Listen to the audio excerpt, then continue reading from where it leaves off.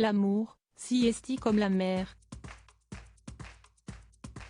Parfois, la marée est basse, avec un vide immense pour seul horizon.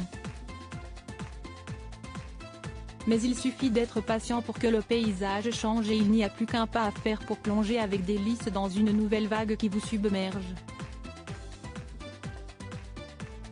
Si est l'expérience qu'est en train de faire Estelle Denis, à 46 ans, depuis le 6 décembre, la journaliste vit à nouveau une belle histoire. L'année dernière pourtant, elle en était loin. Après quasiment 2 décennies de vie commune, elle se séparait de Raymond Domenech, ancien coach de l'équipe de France de foot et père de ses 2 enfants, Victoire et Merlin, aujourd'hui âgés de 18 et 15 ans. Entourée de copines, elle vivait en revanche assez mal sa solitude affective. À l'époque, elle rêvait de retrouver l'amour, nous confirme une relation professionnelle. Et puis, il y a 6 mois, il a surgi dans sa vie sous les traits d'un aventurier au long cours, de 16 ans son aîné, Marc Tiercelin. Un nom bien connu des amateurs de voile. Skipper doué, Captain Marc, comme on le surnomme, affiche au compas 5 tours du monde en solitaire et une 2e place dans le Vendée Globe 1996-1997, course de l'extrême à laquelle il a participé 4 fois. Un sportif de haut niveau, donc. Mais ce beau gosse avait bien d'autres atouts dans la manche de son pull marin pour la faire craquer. Ce petit-fils d'une violoniste rêvait de devenir luthier et est passé par l'illustre école Boulle à Paris, où il a appris à travailler le bois. Dessin, ébénisterie, architecture. Marc Tiercelin est un bâtisseur, qui sait tout faire de ses mains. Copain d'enfance d'Emmanuel Béard, cet artiste dans l'âme a aussi présidé le Théâtre Liberté à Toulon, où il vit. Et l'éclectisme, cela parle à une Estelle Denis qu'on a vue à la télévision successivement traiter de football, de chansons et, désormais, d'actualité dans son talk show Estelle Midi, sur RMC Story. Oui, cela ne pouvait que matcher entre ces deux-là, qui se seraient rencontrés sur une émission. Après plusieurs mois de discrète idylle, le couple a été vu une première fois début septembre dans les tribunes du Parc des Princes, où il était venu applaudir le match PSG-Juventus de Turin. Le 12 décembre dernier, il a franchi un cap supplémentaire en s'affichant à l'avant-première parisienne du film Mon héroïne.